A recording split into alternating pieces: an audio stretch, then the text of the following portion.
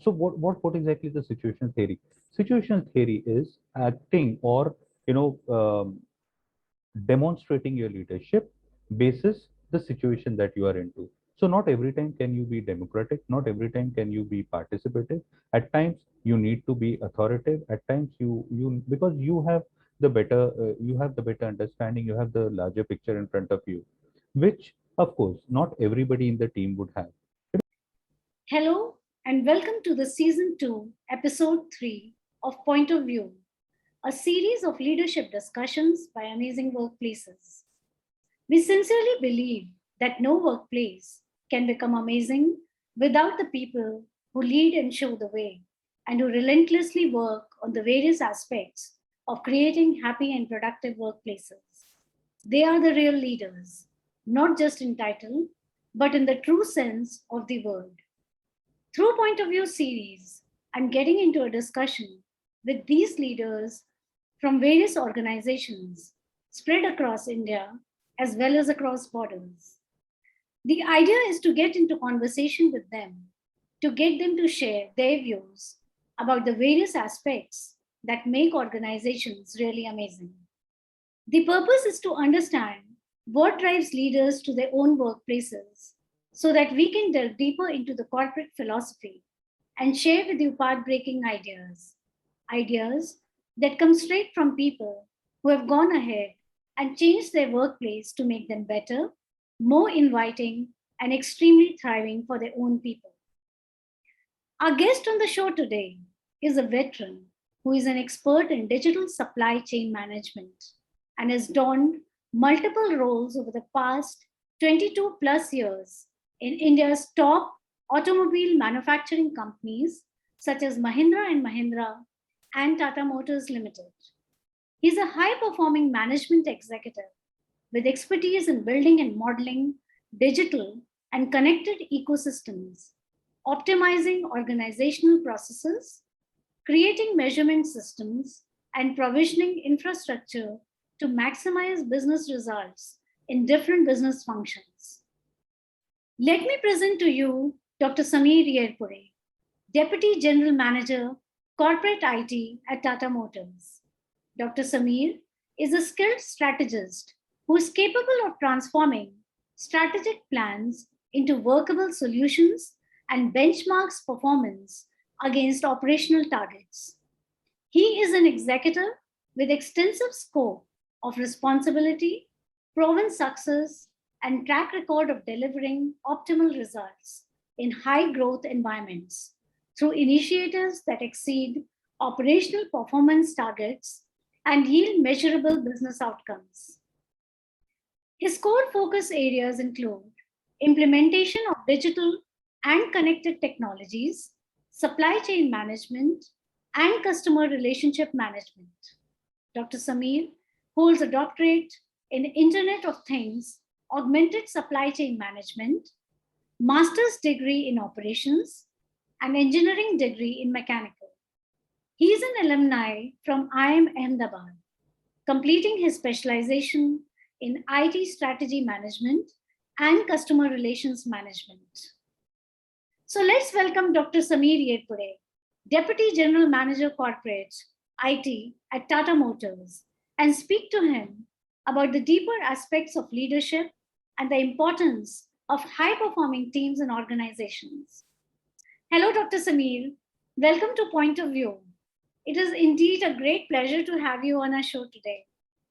Hello, Ikta, and honestly, very happy to be on your show.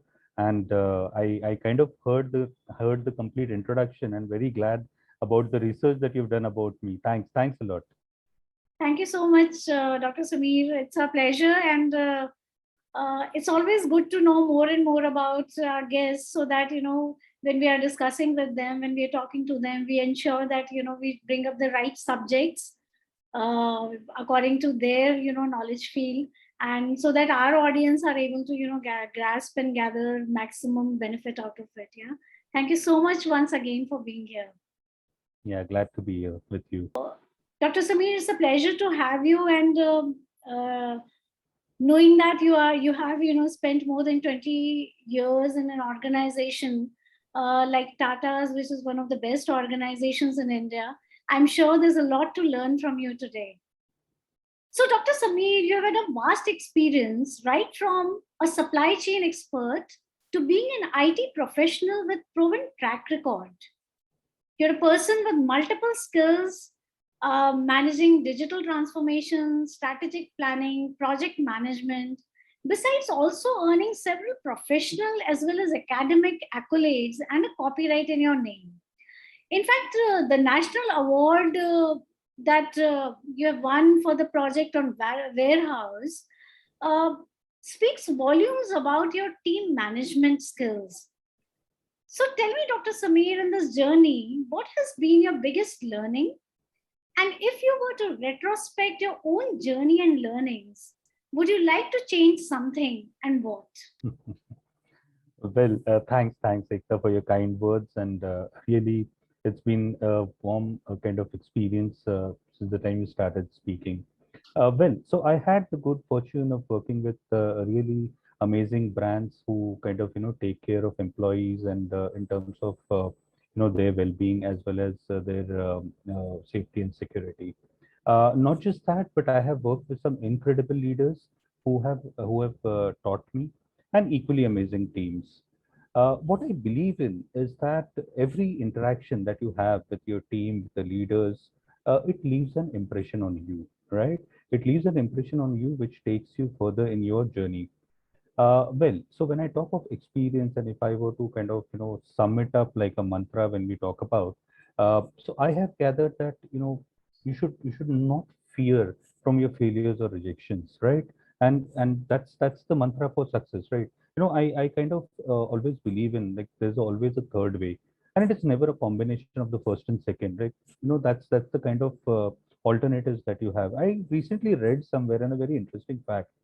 It said that it doesn't matter if your plan A doesn't work. You still have 25 alphabets to go. Well, so coming back to your question in terms of what exactly has been the most exciting thing.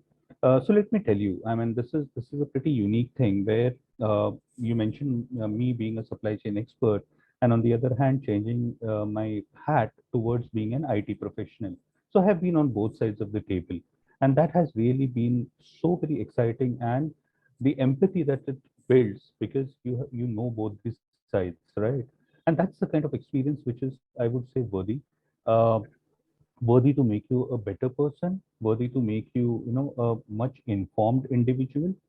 And well, if I retrospect and you asked me about one thing which really I would like to change, honestly, Ekta, I don't feel that I should be changing anything because what has made me has been, has been in the past. So I really do not wish to change anything because, because of my past, I'm right now with you, right? I'm right now, at this position. So I would really not want to because I have no regrets. I have always been through different roles, and it has been a pretty enriching experience.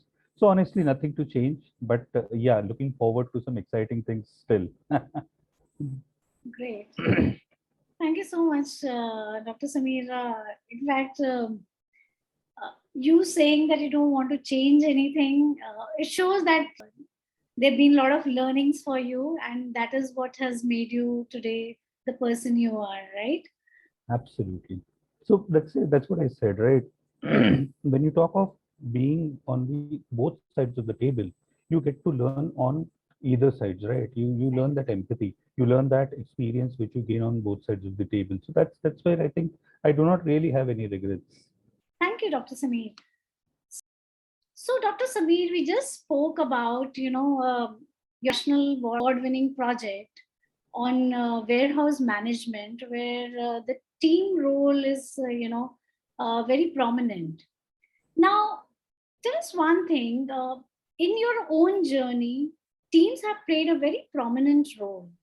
So, do you think that effective teams need a leader to perform well? Oh, that's a wonderful question, Ekta. And I was literally waiting for this question to come because that's a very interesting piece, and that's kind of people would want to know more about it. So let's first understand what this team comprises of, right? So when a team is formed, when you have resources in a particular team, These resources basically have come up or come up with their own potential. They come up with their own creativities. They come up with their own experiences, right? Each one of them is capable because you've selected them in a team. But then eventually when they have to work in synergies, they have to work in an environment where they have to achieve a common goal, right? They definitely need a leader who can help them, take them to the single path, to the single goal. Here, I would like to take an example. I'm sure we all know about the rowboat, right? I'm not talking about the mechanical or the electronic rowboat, but a boat which is rowed by, individuals. You have equal set of people on either sides. They are all capable of rowing it, but then you still need a leader to kind of, give them the direction, give them that path, which will take them towards a common goal. So for me, when I talk of individuals, they form a part of the human capital, which is again rolled up to your intellectual capital. Intellectual capital, it's a very important thing, right? You cannot measure it, right? It's intangible. But then that helps the organization create value. And that's where the leadership comes into play. That's where the leadership needs to divert all of these energies, all of these capabilities in a single direction to achieve that organizational value, which is kind of envisioned. So, with a good leader, I mean, it's a very common phrase, but then I'll still want to take it on the cost of repetition. With a good leader, team actually performs the way, the full form is like together, everyone achieves more. And that's the motto which, the leadership drives with the team. Okay, interesting. I just want to add another analogy to it. I that it's like seeing something from the balcony. So a leader always has that top perspective and looks at the team from a different angle and knows what are the strengths and what are the weaknesses of each individual member in the team, and it is up to him to actually kind of bring them together, uh, kind of train them, and ensure that each one's skills are used to the maximum. So I think that's where the leader has that position, in an organization or Absolutely. wherever, to Absolutely well said, Ekta. to take the team forward, right? So I'm just adding to what you said because, yeah, yes, definitely, like you said, that without a leader, team cannot perform to that maximum limit. So, Dr. Samir, leadership is a skill that can be learned and perfected. Do you really feel that this statement is true? And according to you, if this is true, then what is the secret recipe of being a good leader? So, well, it's a fantastic question. It's another beamer at me, which I need to address. So most definitely, leadership cannot be taught. That's for sure. But then again, as you mentioned, leadership is a skill. Leadership is a skill which can be learned over a period of time. It requires that kind of nurturing by the senior leadership, where they look at successions, they look at planning for leaderships, and that's where you basically nurture your leaders. Now, coming to the question of what exactly, are or is there a secret recipe? So, in the past, there have been a lot of qualities which have been defined for the leadership, right? Talk of empathy, you talk of mentorship, you talk of, all the aspects that basically make a good leader. But then there are certain contemporary practices or contemporary, qualities which the leaders need to have. Things like empowerment, things like delegation, things like communication, self awareness. These are some of the facets which really have taken leadership one notch higher. And while I talk about it, we also need to look at it from the team's perspective. So let's look at what exactly the teams need, right? What exactly are the teams expecting? And when we talk of teams expect the leaders to build an environment which is enriching, which is a learning environment where there is no threat. They are empowered, the tasks are delegated to them so that they feel more belonged, right? And that is something which is on the experience side. There's another aspect to it, and I will in the end consolidate all the aspects. But the second aspect that we are talking about here is building a trustworthy environment, building trust amongst the employees, building trust between the leaders and the team members. Now, how exactly would that be? It would be with the help of constant feedback. When you have a constant feedback mechanism, it could be a reward, it could be a recognition, but then there has to be a constant feedback. There has to be a good or a bad feedback given, because at this stage, micromanagement doesn't help. That creates, that creates an issue, that creates unnecessary friction between the leaders and the team. So that's the second aspect which we spoke about, is trust. Then next is the leadership needs to be transparent.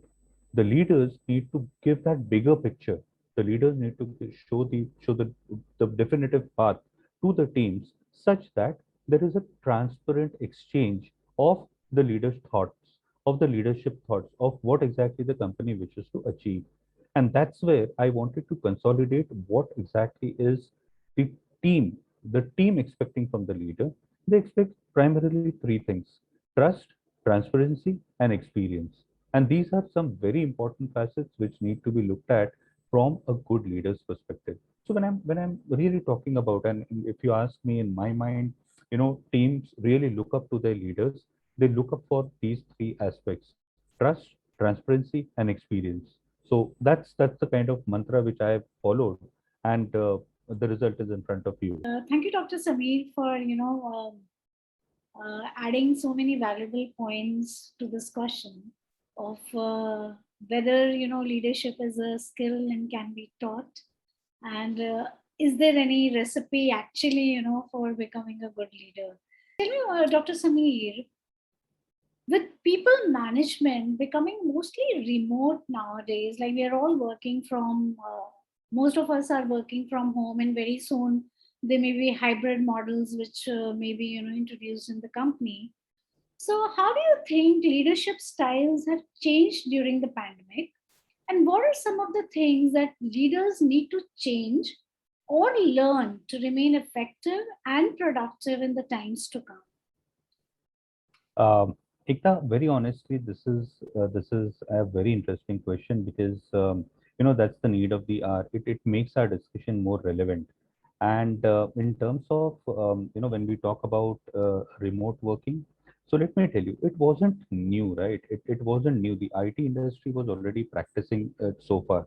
And if you look at typically, the IT industry, which has shown consistent growth, consistent performance, right? This cannot happen without an effective leader guiding the team to achieve what they wanted to. So first thing, let's kind of, while we spoke about the new normal, this wasn't for the IT industry, and I come from an IT industry where these things are pretty common. But then what exactly we do, right? What exactly does the leader need to do? Now we typically look at both the traditional ways, right? When people were more confident, where people were more comfortable, looking at people, they used to feel empowered with teams being working under them. They kind of used to really look up to the team. There used to be some quick corner meetings, and things like, while it has become an official term now, they used to call it chai pe charcha and stuff like that. Well, all these quick corner meetings today aren't possible. What exactly do the leaders need to do, right? So we learned the different styles of leadership. You had on one side, which was a participative or a democratic kind of leadership, while on the other side you had an autocratic, or an authoritarian kind of style of leadership. But then what exactly does work is what is more important. And if you ask me, in this situation where the teams are not able to really work with their leader, or rather work physically with their leaders, there is a new style of leadership which I strongly believe has really emerged, and which is called as the situational leadership. Now, I'm not saying situational leadership is new, but then these styles that we spoke about, the traditional styles, have now moved into the situational leadership space. Now, what exactly is situational leadership? It does has four styles of leadership, where you kind of have learning, where you kind of coach, where you kind of monitor and stuff like that. And again, as I said, I would be repeatedly saying it, micromanagement doesn't help. I mean, setting up a series of meetings which are kind of drumbeat calls, where you have to see the teams, where you kind of ask them to come on a video and stuff like that. That doesn't work. So again, I mean, I would re-emphasize on the point what we spoke some time back, which is about trust, transparency, and experience. So what exactly is the situational theory? Situational theory is acting, or you know um, demonstrating your leadership basis the situation that you are into. So not every time can you be democratic, not every time can you be participative. At times you need to be authoritative. At times you because you have the better understanding, you have the larger picture in front of you, which of course not everybody in the team would have. In IT, we have close to about 500 team members. They, most of them ideally, don't even see their leaders throughout the project. So it's like a project-based kind of teams that you have. But then the situational leadership is what works well in such scenarios, what I have experienced. And the teams also are looking up to, not a constant recipe per se, but then they do get to see the different shades and they kind of adjust to the situation. So yeah, I mean, if I were to name something, the name would be situational leadership, which kind of circumvents these paradigm shifts of remote working versus the new normal, and what all names we have given to this particular change that we have observed. Well, that's from my side.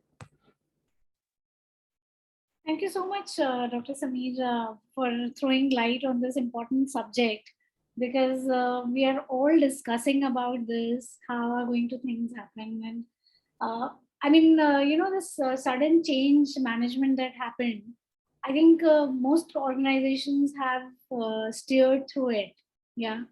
But now that things have started to settle down, all the ripple effects, are coming forward, and a lot of things are being us surfacing, especially about mental health, and diversity is a problem.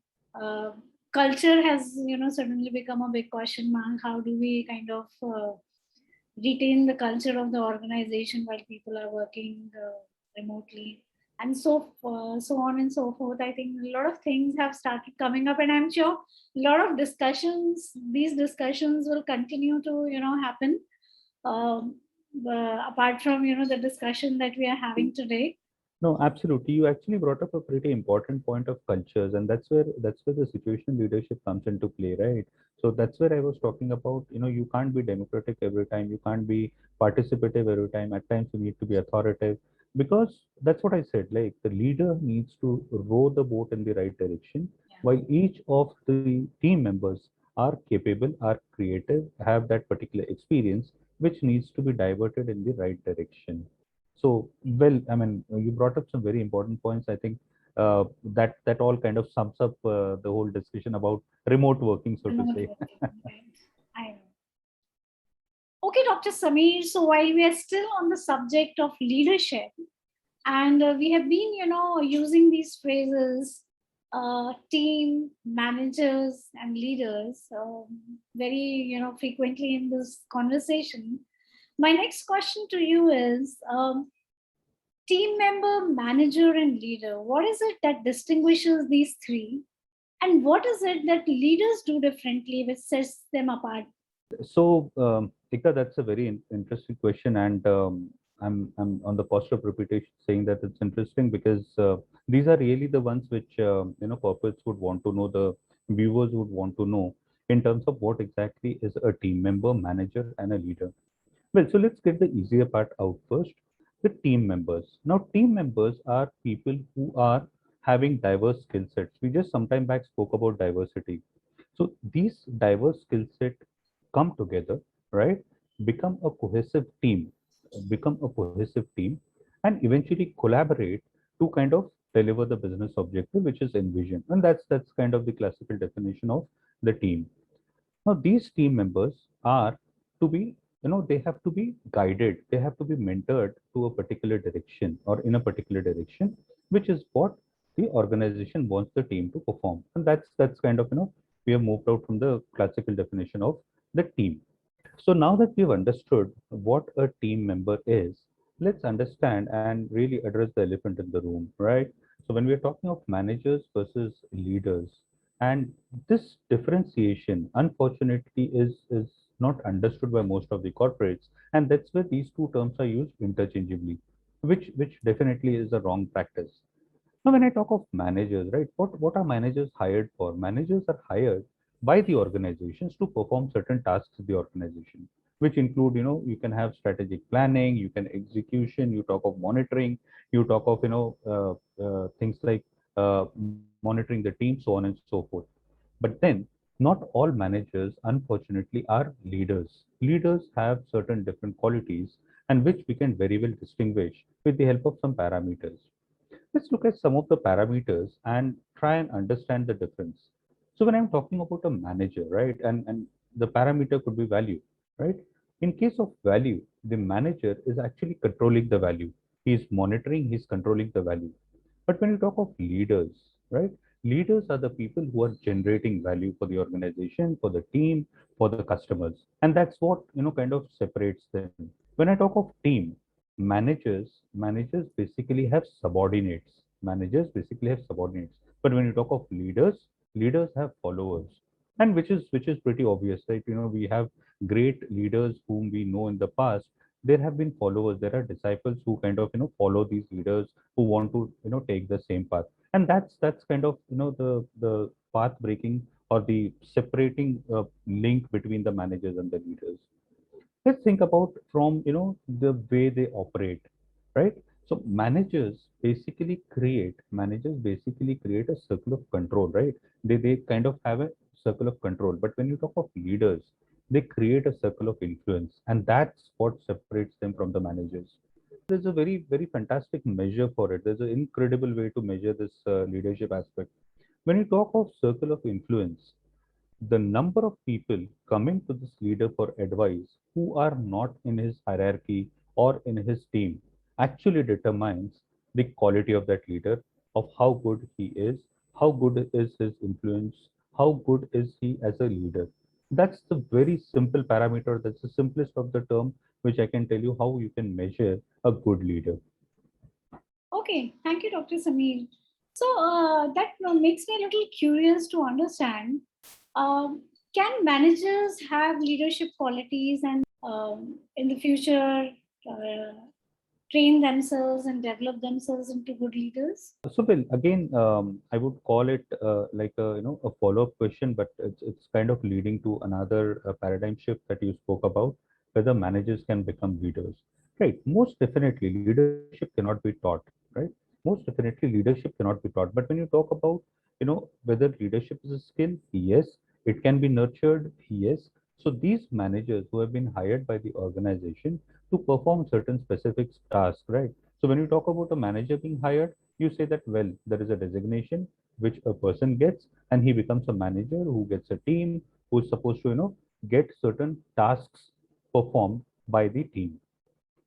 While doing so, the skill set, the leadership skill set is something which can be nurtured by way of, experience, by way of, like I said in the very first or in the beginning, you get an impression when you are interacting with the teams, you're interacting with leaders. And that's what the manager needs to grasp.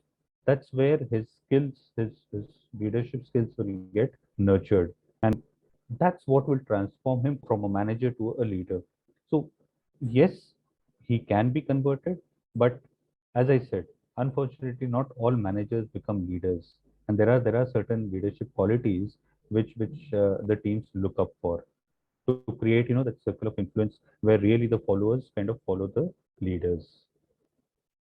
So, thank you, Dr. Sameer. Thank you for sharing your valuable ideas and thoughts on leadership with us. I'm sure today's discussion will be really beneficial to all those people who watched this conversation. Thank you so much once again for being a part of Point of View. Thank you. Thanks, Ekta. Thanks. I'm glad to be on your show and really thankful to you to have me on your show. Thanks. Thanks a lot. Thank you so much and have a great day. Yeah. Same Thank to you. Bye bye. Bye.